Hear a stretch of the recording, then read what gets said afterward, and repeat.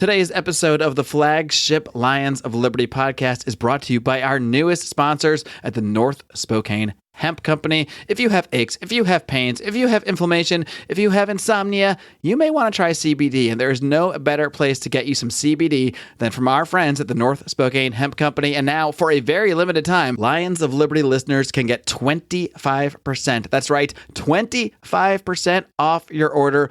All you have to do is go over to northspokanecbd.com, use discount code LIONS, and that's right, you get 25% off your order. This deal will last only through the month of February, so go ahead, check it out. Try some CBD. They got everything you need. They got flour, they got tinctures, they got gummies. Give them a shot over at northspokanecbd.com, and don't forget to use discount code LIONS. Welcome to the Lions of Liberty podcast. Here's your host, your guide, your shining beacon of liberty, Marc Claire.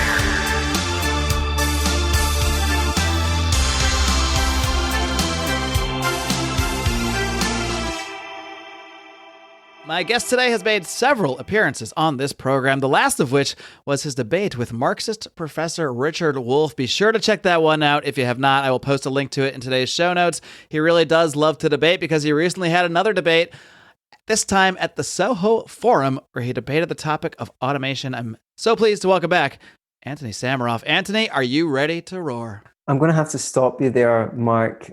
I mean, asking me to roar. Do you think that animals are just play toys for your amusement? You're getting right into it. You can just use them any way you want. Do you consider yourself an animal? Get them to roar for you. Well, it's a simple question, Antony. Get them to jump through hoops for you. I'm not even asking you to roar. I'm just asking you if you're theoretically ready to. If I'm prepared to. Prepared to. It's a question about a possible future. Well? We could do this all day. Yeah, we could. This is like the play fight argument that couples have when they're actually not play fighting. They're seriously resentful of one another. Wait, are we seriously resentful of one another to do our podcast celebrity feud? We are now. If we weren't before, we are now. Because I'm just here like, can you just answer the damn question, you son of a bitch? Come on. Why do you always have to embarrass me in front of friends, Mark, whenever we go out? This always happens. Why do you have to argue with me in public? Can't you wait until we get home? It's just because I love you. Don't you understand? This is how I express my love. I don't understand. Clearly, I wasn't ready to roar. That much is evident. That much is well evident. I am now. Roar. Alrighty. But you did roar. You did, in fact, roar at this recent debate at the Soho Forum. Oh, Can you first... Yeah. What do you got to say now? I thought you were saying that I did roar, as in I did just roar there. Oh, no, that was... Yeah, I'm not counting that. I jumped through the hoop, but actually you meant I roared at the debate. Yes, I presume. Yeah. A roar of victory. A roar of victory. Spoiler alert if you haven't heard it, but it has already was released a couple weeks ago, I believe, on the Soho Forum feed. So why don't you first tell us a little bit about this debate? Interesting fact about this debate, your opponent at this debate was not the originally scheduled opponent. The original scheduled opponent was... Andrew Yang. Oh, and what happened to that guy? He got busy, I guess. Yeah, I guess he got busy running for president. Well, he was already meant to be running for president. We had him scheduled to debate me at the Soho Forum in September, and they'd already started selling tickets, but he punked out. I guess either they were genuine when they said he didn't know where he was going to be in September, or maybe he had an advisor say, look, if you win this debate, it's not really going to mean much because it's frankly not that well known a person compared to you. But if you lose the debate, it's going to be dreadful for your campaign. So maybe stay away for that one. Of course, I am speculating. So instead, we rescheduled the debate for January with Martin Ford, who wrote a book called Rise of the Machines or Rise of the Robots. I can't remember. I think that was one of the Terminator movies, wasn't it?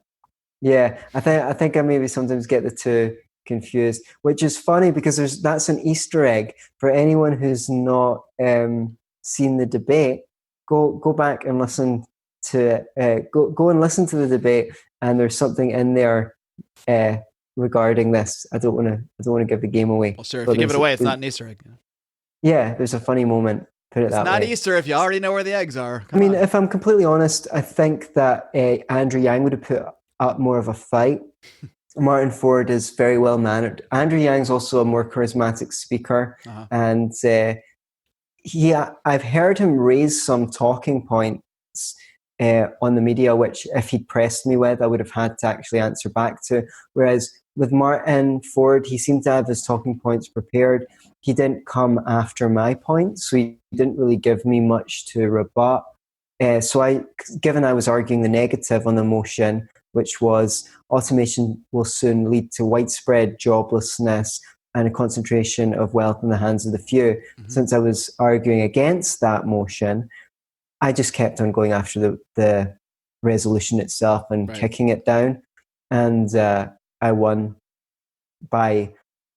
Well, look, it's an Oxford-style debate, which means that people vote before they go in and after they go after the debate.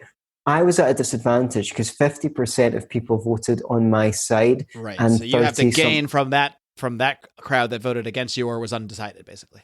Yeah. So there was only 50% who were undecided or against me. Whereas for Martin, there was something like 82% or 18% voted in his favor. So there was 82% of people he could convert. Right. So technically I was at a disadvantage, but I still gained almost 20% of the vote. Wow. And he gained less than 3% of the vote. So I did officially murder him to death. But technically speaking. But it's not the winning, it's the taking part, Mark. Yeah, although it is nice to win. I was gonna say, was this like have you done many debates in that sort of forum, in a forum with like an audience? Or have you both mostly stuck on the podcast? I've done a couple of debates on in person. I liked going to debating society when I was at school, but I wasn't that great at it, to be honest, until later on. I don't think I've been at an event like that. I have had debates in front of people before. I can't recall, but I was very much looking forward to it. I think that, to be honest, just the opportunity, the win isn't the big thing for me. Just the opportunity is the big thing for me. It was really awesome. Awesome. So what do you think? I don't want to go through the whole debate. Obviously, we'll send people over to the Soho Forum feed on the Reason podcast feed and on YouTube. But what do you think was the biggest point that you emphasized in terms of rebutting that initial what's the phrase? Resolution. Thank you very much. Yeah. What do you think is your biggest point to rebut that? Yeah. Well, I had 3 or 4 main points. Essentially, I looked at is there any evidence as to whether the job churn is speeding up?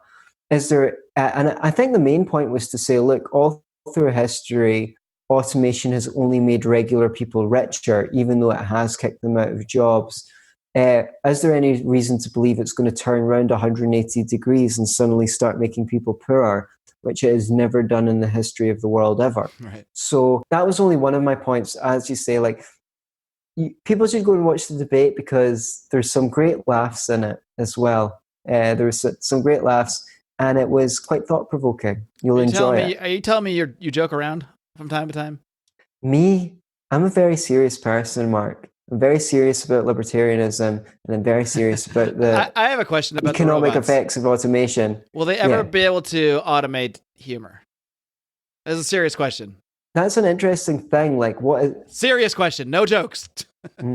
Yeah, I mean, automate. It's a good question, because I thought that in terms of, could you watch 2 AIs have a debate, such as the debate? Yeah, I mean, supposing the AIs are sufficiently sophisticated, could you download each of them into something resembling a human body and have them debate the motion? And then upload humor, a humor element that somehow allows them to formulate jokes. I mean, I really think it's kind of a joke, but if we can teach robots to perform surgeries and things of that nature, I don't see why you can't also teach them humor.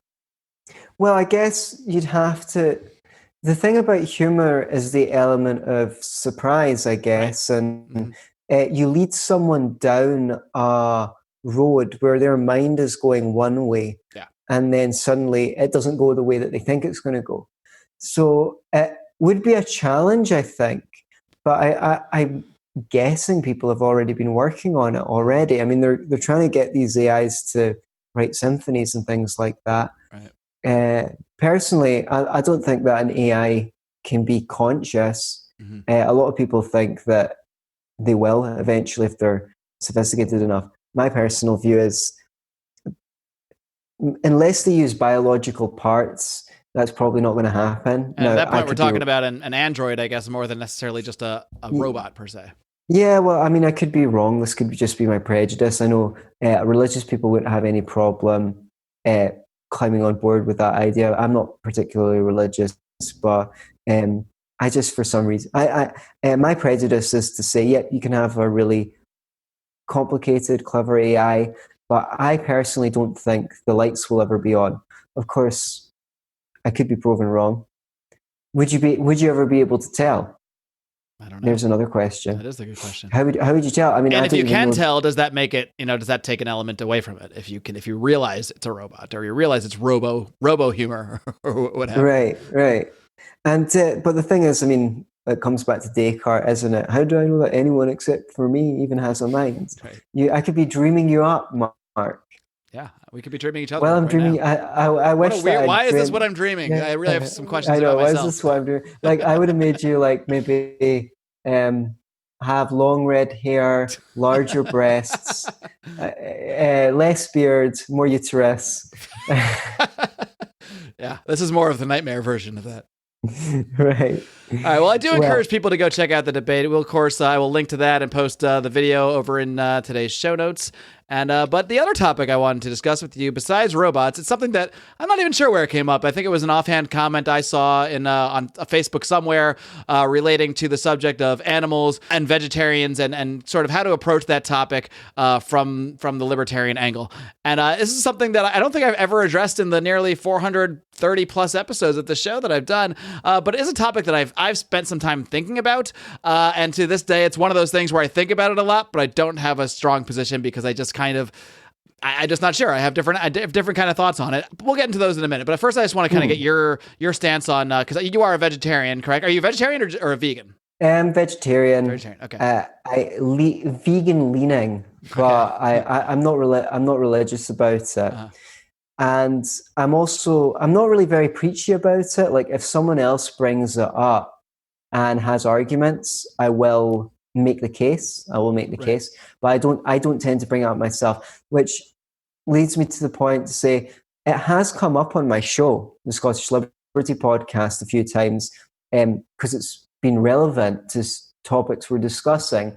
However, we've never done a show on it, and that is despite quite a few of our listeners asking if I do a show on libertarianism and vegetarianism, because they were curious to hear my thoughts.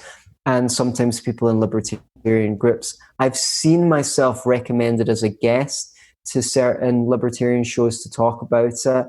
But I decided not to do an episode of our show on it. So when you said, I was going to do a debate with Stephen Clyde. I don't know how many of you know him. I don't know if he's been in his show, but he's been on the show before. He was really busy with uni, so a debate / discussion on it. He was probably going to give me a bit more pushback, but he was really busy, so he had to suspend what he was doing, and so that never came to pass. However, we're here now, and I'm thanking you for the invitation. Certainly. Because it allows me to talk about this without seeming preachy. So it's a good context, and obviously people who listen because they're interested in listening. All right, well, why don't we just start by digging into your perspective and when and why you first became a vegetarian? Were you a vegetarian pre-libertarian, or is this a post-libertarian change? Roughly, maybe that line isn't necessarily clear, but yeah, I'm not sure. I think I was on my way to becoming a libertarian when I became vegetarian, because it must have been about 10 or 11 years ago, and that's around the time I became a libertarian. So I don't know which came in first, but it's an interesting thing. So because given that the given that non-violence is at the center of the libertarian philosophy. I'm going to already pause you there because I would just for my own personal sort of semantics here, I would say non-violence is not at the center of libertarian philosophy. I would say non-aggression is, whereas defensive violence would still be considered violence, but be perfectly perfectly okay, justified. That's good. Okay, that's perfect. Okay, given that. All right, I won that debate. That was easy. Okay, given that non-aggression is at the center of the libertarian philosophy, and you do have to slay an animal in order to eat it, unless you find it. And if you find there's no ethical issue if you find a deer at the side of the street that's been hit by a car. Right, so it's already dead. Maybe for some people there is. Maybe some people think it's intrinsically wrong. That's the first qualification I'd like to make. So my problem actually isn't with people eating meat. My problem is with people slaying animals. And there's more problems than that because, for example, it's also context dependent. So obviously, if you're on a desert island, the only thing to eat is a pig. Can you eat a pig? Of course, it's like you predicted what my listeners think because I have some questions we'll get to later. And of course, those are a little bit. Yeah, that one I think is that's a red herring, right? Because if you're in an extreme circumstance, you basically do whatever you have to do. Like a lot of people, if they were on a desert island with you, Marc, choose a name. A lot of people would eat you, and a lot of people wouldn't hold it against them. You, dear listener, if two of you were on a desert island together and it was one or the other, a lot of people, driven to madness, I wouldn't say madness, but driven to extremes by starvation. Mm-hmm. So first of all, the reason why I'm having this preliminary discussion is let's just figure out what the ethical issue is, right? In the north of Scotland, because we've deforested so much, there are too many deer relative to the forests that they're trying to restore. So they cull the deer yearly in order to protect the forest. I think it's a good thing if those deer get eaten rather than be wasted. Okay, so that's not that because they're dead anyway, right? That's not the ethical issue. I'm curious just on that end. Are you against? Okay, so since they're dying anyway, you're okay with them being eaten. But I'm curious if you have a issue with the original death, with this culling to protect the forest.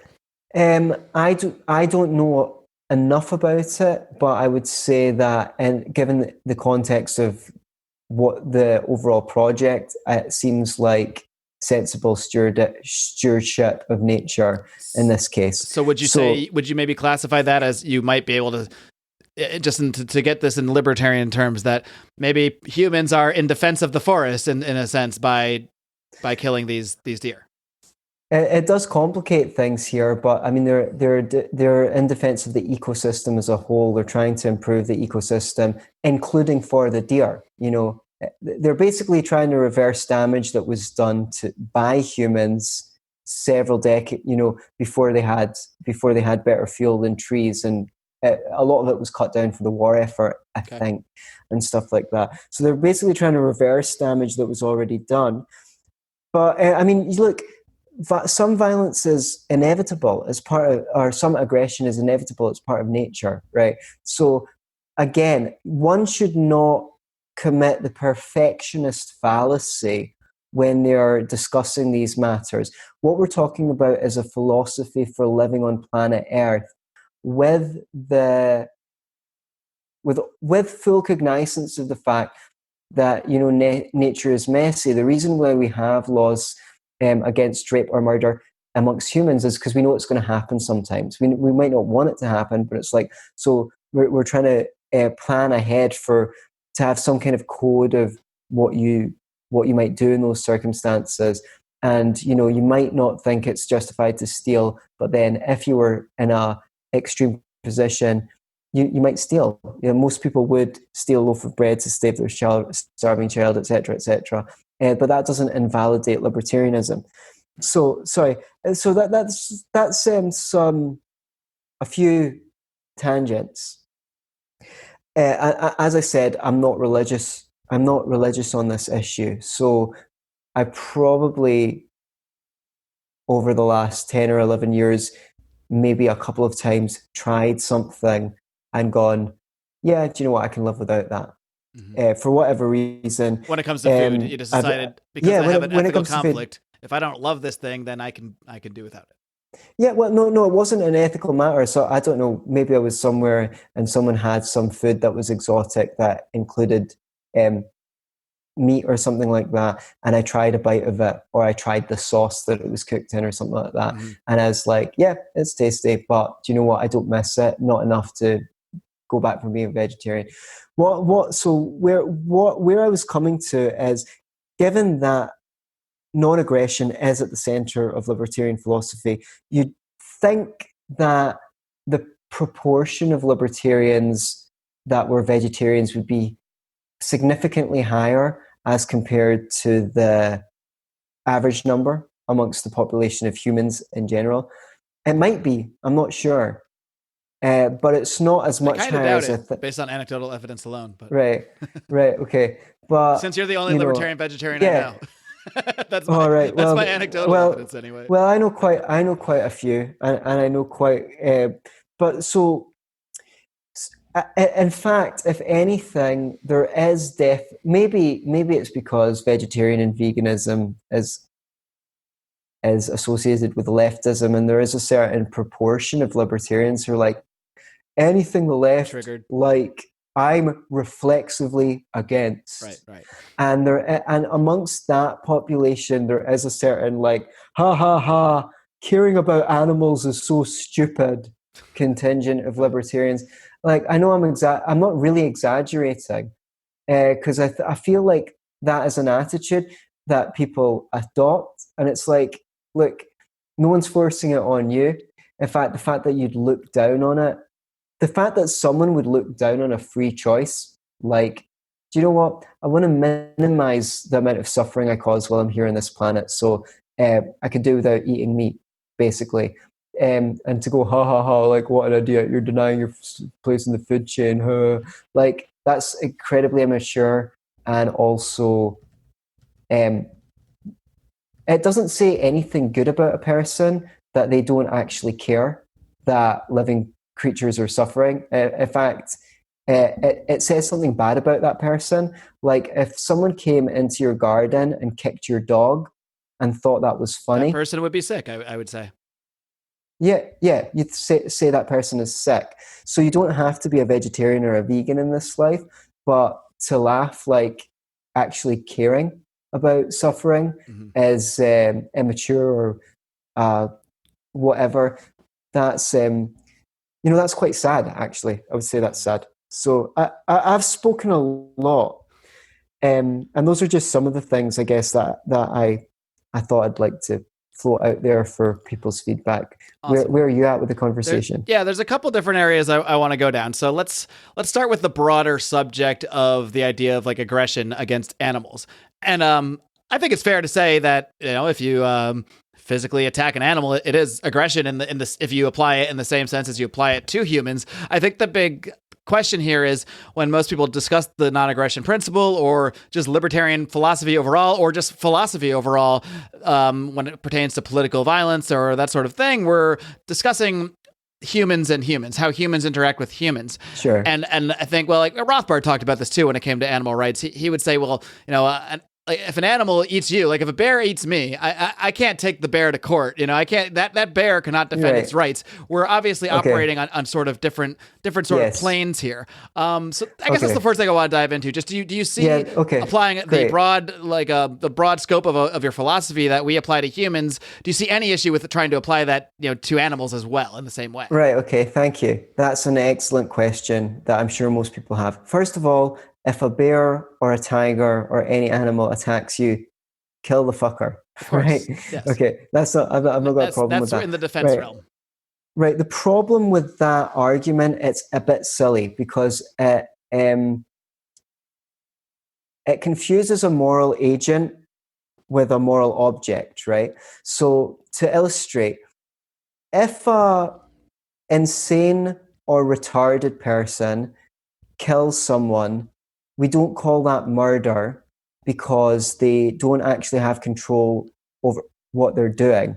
We don't consider them to be moral agents. However, if you kill an insane person or a retarded person, We do call that murder because murder is the unlawful killing of another human being. So that the reason why is, even though they're not moral agents, they're still moral objects. And the vegetarian/vegan position is, it is sufficient that another being can suffer pain, physical or emotional, in order for them to be a moral object.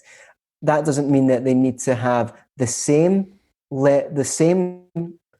level of rights or consideration as a human does. For example, they could be, because the thought experiment is, what if we had aliens that had much more sophisticated inner worlds and emotional environments and were more intelligent than us?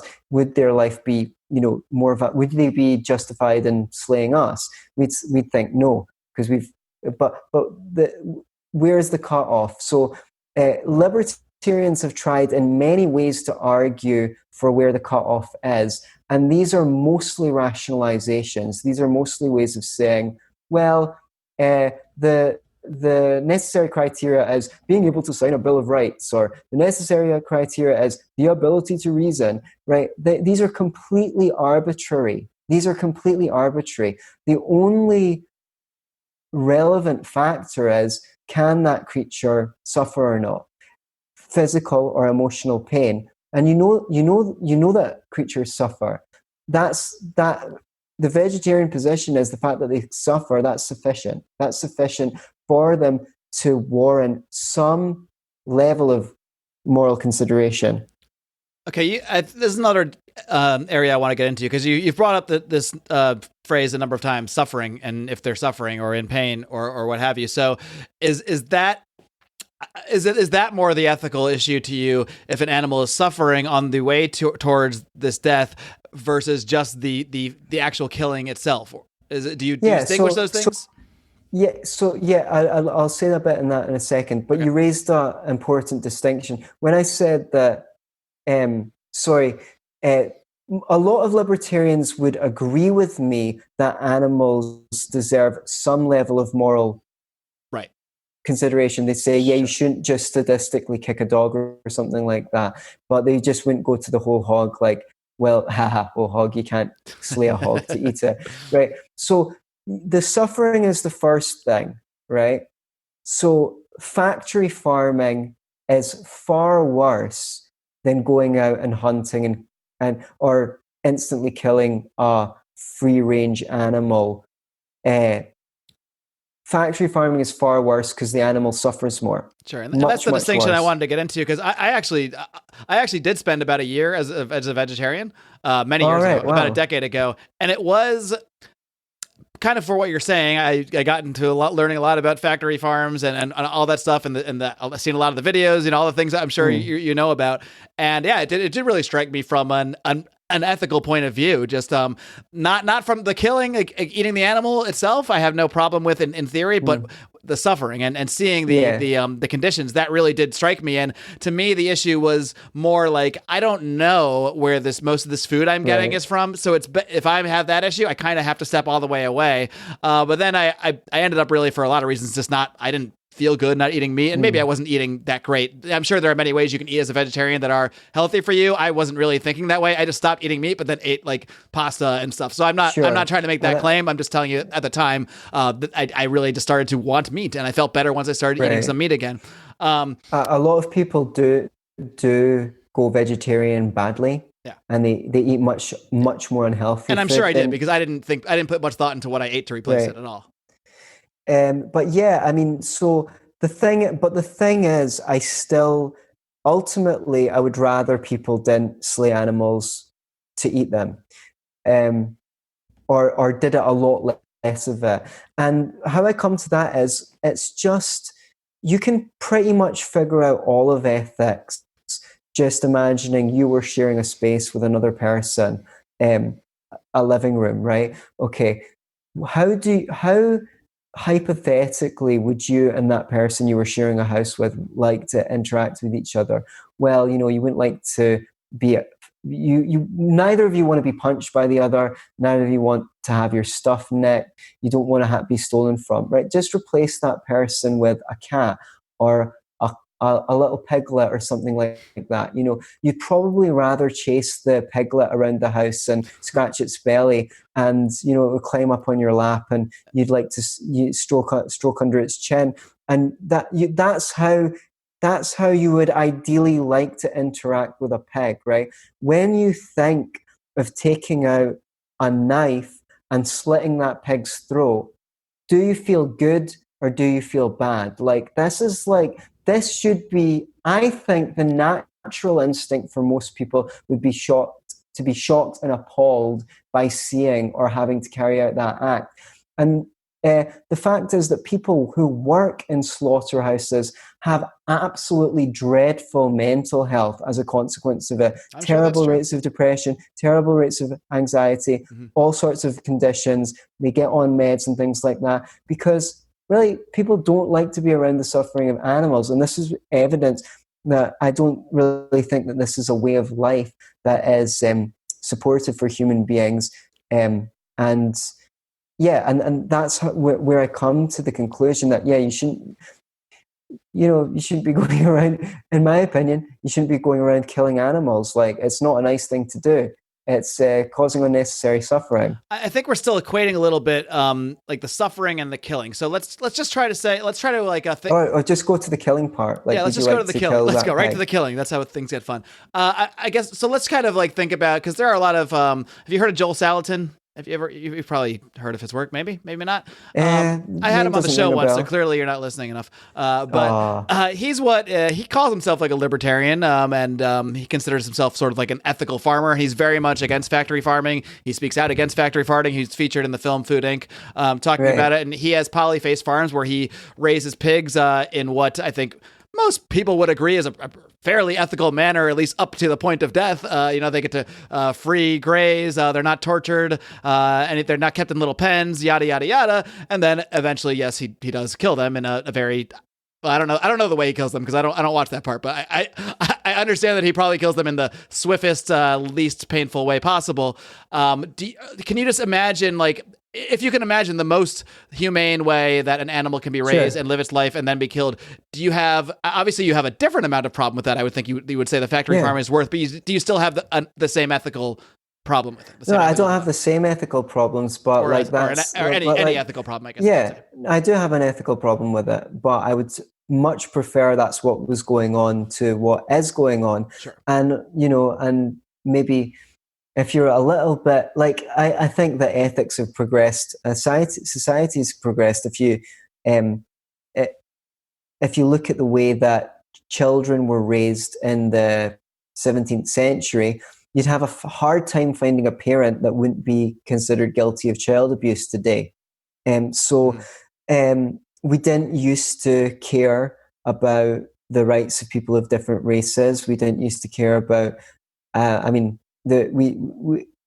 all sorts of things that we care about now. I think Michael Huemer's got a presentation on the advancement of morality over time, and look, our friend John Oldermatt, let's take him for example. He does a show about criminals, yes. Right?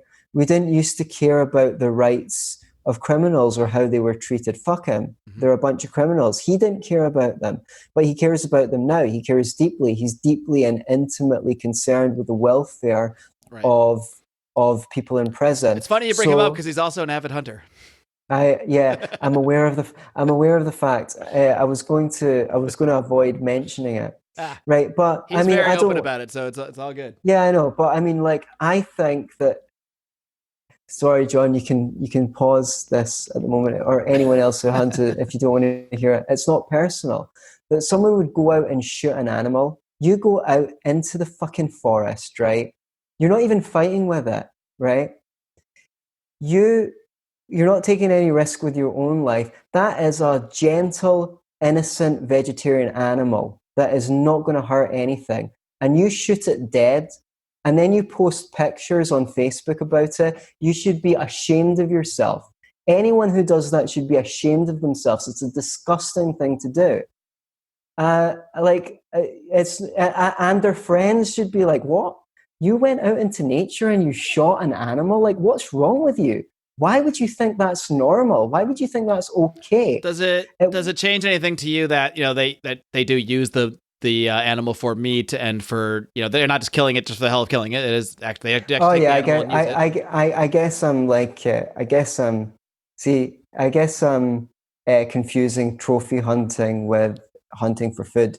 That does make a big difference. Yeah, I mean, he may post a picture, but it's not like he didn't just go kill an elephant that you're not going to use. Yeah, I don't want to focus on John. I'm just in general. Like, I'm talking about hunters in general. But how could you go like, woohoo, I killed an animal? Like, I don't get it. I don't get why someone would think that was something to celebrate. If anything, like you could do it. Like in the old days, they used to do it, but you'd maybe be a bit somber about it, and I acknowledging of the fact that you took something's life here, and people don't even care. They don't. I mean, that I don't mean about hunting. I mean, they don't eat meat with reverence. They don't think something had to die so that I can eat this, right? Fat people will go to McDonald's and eat burgers to get fatter, and then we have to pay for them. Not so much over there, but yeah, 50%. You're going to have to pay for their heart bypass surgery through Medicare or Medicaid. Mm-hmm. We have to pay for it. Like, why are they? Whatever it is, so I don't know. Anyway, I said I'm not. This is maybe why I've not gone to talk about this is why I've not done a show on the topic yet, because this is what you're going to get. What I really think about it. Well, that's what we want. But okay, cool. Because I'm not like I don't want people to think that if they go out to dinner with me or something like that and they order the pepperoni on their pizza, this is what they're going to get. I don't bring it up unless someone else brings it up. But if someone else brings it up, I'm willing to talk about it.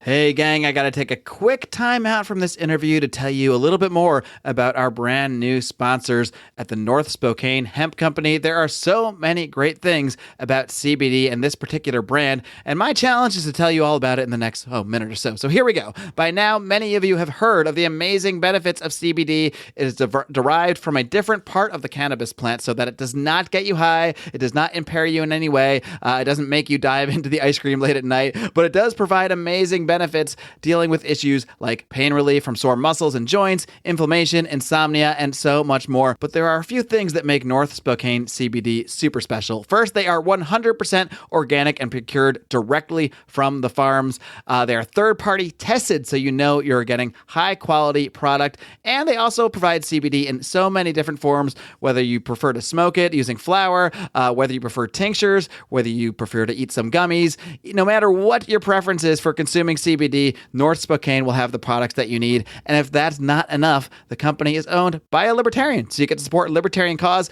and support your favorite libertarian podcast. And to celebrate this new partnership, we are offering 25% off for the entire month of February. So all you got to do is head on over to northspokanecbd.com and get that 25% off by using discount code LIONS at checkout. So I guess what I want to dig into a little more is how much of this for you do you think is like a personal ethic, just something you really feel bad about and don't like, versus like how much do you see it through a libertarian prism of what the law should be, of what a libertarian legal system should think? Do you think a libertarian legal system should have bans against hunting for food, for example? Maybe let's leave the factory farming out of it for now. Right. Well, no. There would, and from what I can see, there is not only massive subsidies to meat and dairy farmers, but there's also massive subsidies to the farmers who grow the grains that we feed most of our beef with. I'm not talking about grass-fed beef. So in a libertarian society, first of all, the price of meat would be far higher of what it is now. So the consumption of meat would likely be a lot less. Should the law prohibit killing animals? Probably not.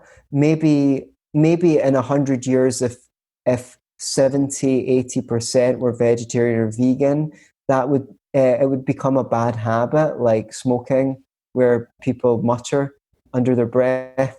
or give you dirty looks or say, oh, you're still smoking. And it would be discouraged. I don't think so. I don't think we're anywhere near there. Like, we can't, like, if for people like who liked or maybe still like Stefan Molyneux or anything like that, it's like you can't even get parents to stop hitting their kids. So what chance have you got to get a law passed? Like, I think that, as I said, right, I'm a bit of a classic liberal in the sense that I do actually believe that ethical progress has been made. Whether it continues to be made, I'm not Whiggish. I don't think that the future is necessarily better than the past. We could go down to really dark places. Society could collapse and we could get totalitarian government. But I do think that ethical progress has been made so far. And yeah, okay, a free market would disincentivize eating meat relative to what it is now because of subsidies. Sure. It would certainly disincentivize the factory farming, which, yes, would by turn make it a little more expensive. And yeah, and healthy food would be cheaper from abroad. We can't necessarily import fruit and vegetables from a lot of poor countries because we don't have free trade. So that in combination with, I think, well, first of all, we hope for ethical progress. Second of all, people are working on growing these burgers in a lab, and people are freaked out by them now. Oh, I don't know if I want a cloned burger. But once these are on the market and people get better and better at making them, finally they're going to make a burger that's nicer than any real meat burger than you've ever met. It's going to be tastier. It's going to be cheaper because they can do it in a more resource efficient fashion. And hopefully it'll be healthier as well because they can fortify it with vitamins and minerals. So I think, to be honest, I think like many things, technology might eventually provide a solution to this. Coming back to our point on automation. Yes, there it all goes. So when automation gets better, we can work it all out and maybe not need to eat meat anymore. Yeah, that's the backstop. Do you agree that, like, I mean, it's going to be hard to, at least I don't see a world where the desire to eat meat products is ever going to go away. At least, I mean, that's really hard for me to picture. And no matter what my ethical stances are on things, like, I love a ribeye and I can't imagine not wanting to eat that ribeye. Sure. And that's just the honest truth of the matter. So that's fine. Do you just think that? Can I just say on that point, that's fine. And I know everyone who wants to eat meat, they're going to do it regardless. I go out of my way to, like, I don't just buy any old meat at the store. I do actually usually try to go to like Whole Foods and get the step 4 meat where I know it's been in like grass grazing and all this stuff. And maybe I don't really know. Maybe it's not as good as I'd like to imagine it. Maybe that's just to make me feel better more than anything else. But I do put a little bit of thought into it. Whether that makes it better or not, I don't know. Well, I appreciate anyone who takes a step in the right direction. I was just going to say, because look, I don't mind what people do. I'm kind of questioning, like, as I say, I don't have a axe to grind in this issue. I'm not a very preachy vegetarian, right. But what does annoy me is bad arguments, and that's not for this issue. That's for any issue. Sure. It really annoys me when people justify what they do using bad arguments.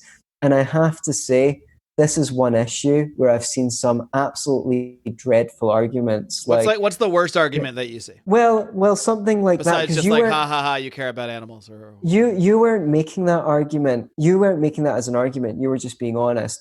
But like people going, well, meat tastes good. Right. That's not my argument. Yeah, like you said, but yeah. Yeah, exactly. Because you might as well say, oh, but stealing from people feels good, or but sure.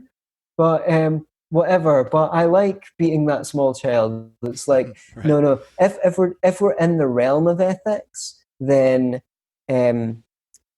whether you liking it is not relevant. Like, sorry to take an extreme example. The extreme example is the rapist maybe gets pleasure out of that. But I love sex and I can't get it any other way. So therefore, right, you could definitely So that would probably be the worst argument. But I'm just saying it because I just want to make that distinction, because people ask, is it not like, I thought what you were going to ask is this an aesthetic thing or an ethical thing? Yeah. I think the moment that you admit that animals can experience pain and suffering, and let me say it right, see if animals were automatons,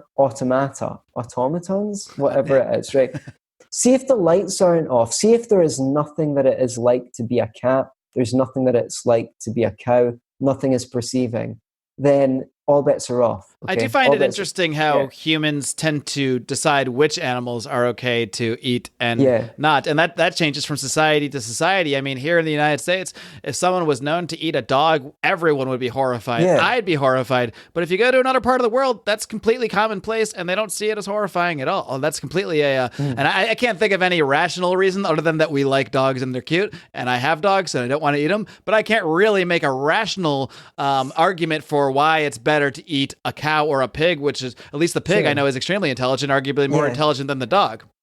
Very likely that if people had pigs as pets, they wouldn't eat pigs. You know, love maybe people dogs. need more bears and, well, maybe not bears. People don't eat bears that often. Maybe we need more cows and pigs as pets to really move this issue forward. I don't know if cows make a pet, but I know that I know that pigs do. Pigs do. Pigs definitely do. Yeah, goats can as well. So yeah, I'm just saying. I think that as soon as people admit that an animal can feel pain or suffer, it's no longer in the realm of aesthetics. Oh, I just prefer if you don't eat animals. It's immediately in the realm of ethics. Now, you may say, as many libertarians do, yeah, it's unethical to go kick a dog or to kill or to hurt an animal sadistically, but it's not unethical to kill them, to eat them. Okay, that's fine. As long as you've already admitted that, but it just depends where you come. You've already admitted that it's in the realm of ethics, no longer aesthetics. And I think it's not an aesthetic preference when someone's disgusted that someone kicks the dog, right? But you arguably, the main reason why people eat meat, especially the kind of meat they do, is because they enjoy it. Not because, so in a sense, it's similar to I don't want to use the word sadistic, but you know what I mean? It's still gaining pleasure from the suffering of something else. You're just saying it's in that same ethical realm. It's in the same ethical realm because you're doing something that's causing harm because you enjoy it, right? If you had, Jordan Peterson says he's got a condition which seems to have got better when the only thing he eats is meat, or so is his daughter. Now, I personally think I've got my views on alternative ways to approach a condition like that. We don't need to explore them at the moment. But supposing that was true, I'm skeptical, but supposing it's true, he's in a different category because he's eating it because he needs it to live. Most people are not in that position. In fact, I'm highly skeptical that anyone is in that position, given especially, most animals that eat meat, when they see a dead animal, they salivate, whereas humans are kind of grossed out by it. So it's that in itself. But plus, all animals who eat meat have natural weapons. They've got claws or big, long, sharp teeth. They don't have to cook the meat. They can take the fur and the skin off the meat with their natural tools. You try and chase down a squirrel and catch it. You try and chase down any animal, catch it and eat it raw down to the carcass, and then puke out the bones. And couldn't you make the argument that for humans, our intellect is the tool that allows us to create other tools to do these same things? So, is there really a difference in that sense? If it's really just all of our tools from nature are being used, whatever even if that means we're making another tool that's still from the original tool of our brain. What you're asking is, you're saying, so did we use our brain to adapt to eat meat? Well, we did, because all our closest evolutionary ancestors are vegetarian, right? So yes, we use tools and cooking to adapt to eat meat. Whether that is, but clearly, one, that is that necessary, and the second debate is obviously, is that even favorable? I personally think it's not favorable. One can look up the presentation. There's a couple of presentations you can look up. One is Are Humans Designed to Eat Meat by Milton Mills. I think that's a pretty good video to follow up with. But the second one is Uprooting the Leading Causes of Death, where Dr. McGregor demonstrates that vegetarians and vegans have a reduced risk of 24 out of the 25 leading causes of death. 12 of those can be treated with a plant-based diet. So there's first of all, we know that humans can live without meat, so that they're not eating it out of necessity. You're alive, so I guess that's proof. Yeah, exactly. Secondly, we know they can even thrive doing so, and may have and at least statistically, you could say, well, people aren't eating grass-fed beef. Yeah, that's true, they aren't. And you can say, on the other hand, well, people who are vegetarians and vegans are likely to be more health conscious, and that might be also true. But one way or another, there's significant evidence that on average, vegetarians and vegans have better health outcomes than people who eat meat. All right. Well, Anthony, I brought you on to discuss this issue basically because I haven't done it before, and I just really wanted to, kind of dig into it, especially you being someone who I know puts a lot of thought into any topic that you think about, I guess. And, so I knew you would have well thought out talking points to go through. I do have some more questions that were given by our Patreon supporters, the Lions Liberty Pride. I'd like to wind the show down right now, though, and I think I'd like to save that for a bonus segment if you're good to stick around for a bit. Sure. So just for other people listening, I'll let you make give a final statement, and then and maybe plug away on whatever you got. Yeah, I really appreciate you tuning in, especially if you're a meat eater, and also persisting to the end, because I know that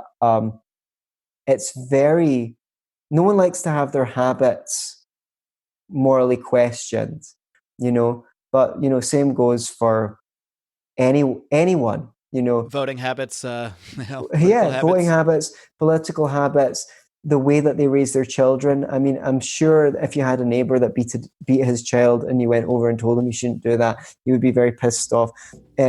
So anyone who... Sorry, I'm not comparing you to child beaters, but maybe I am slightly. No, maybe the thing is, so I appreciate you staying this long. I would just say that, most libertarians talk about abstract ways in which the world should change, and we should change the political systems. But we should always be looking ourselves to how to put our principles into effect in the real world. And if you would like to reduce the amount of suffering in the world, there is one way, or your contribution to the suffering in the world, there's one guaranteed way that you can do that, and that is to stop eating animals or eat less of them. That would be an unambiguously positive thing that you would be doing in the world. You would be able to quantify the amount of money that you were not contributing to the suffering of animals. So that's my pitch. Even just to reduce the amount of suffering, the amount of meat that you consume, I think would be a really good lifestyle choice. All right, Anthony. Well, it's definitely good food for thought. Maybe pun maybe intended, but I liked it. Good vegetarian food for thought. No animals were harmed in the creating of this podcast. And like I said, I always appreciate your perspective. So I'm glad we could kind of dig into this issue a little bit and at least get people thinking about it, even if they don't agree. Like I said, we'll dig into it a little more in the bonus segment. Before we do that, I want to give you a chance to plug away on everything you've got going on. Of course, you're the host of the Scottish Liberty podcast, and feel free to mention anything else. I know you have your other motivational work as well. So feel free to plug away on everything.